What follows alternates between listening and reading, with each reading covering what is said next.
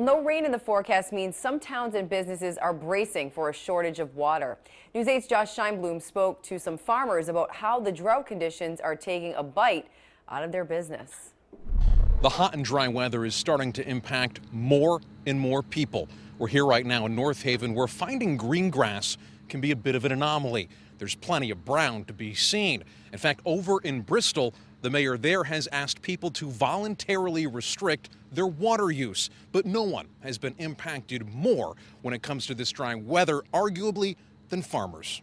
The first weekend of Pick Your Own Apples is a busy time around Rogers Orchards, a Southington farm known every fall for their big red apples. Yeah, these trees, they do a lot, yeah.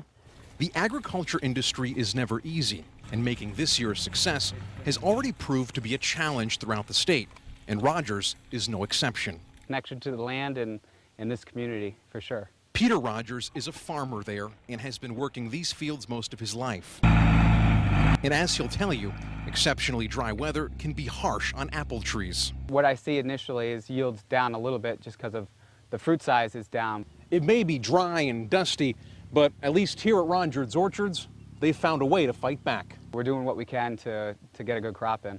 Their secret, drip irrigation. Each tree gets just enough water to ensure the fruit will be fresh and plump. We've been irrigating 7 days a week with a crew that carries a 500-gallon tank off a tractor and trying to hit spots that are severely dry where we might lose some trees and fruit size is suffering. It's extra work, but Peter can take comfort in knowing he's not alone. Most of Connecticut is going through a period of being abnormally dry or in drought. It's probably the driest from what I've seen probably in 8 to 10 years. The water may be coming from a well in the ground instead of a cloud in the sky.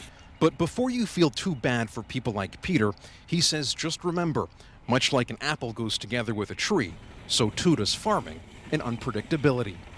It makes every year interesting. Some years more interesting than others, like this year.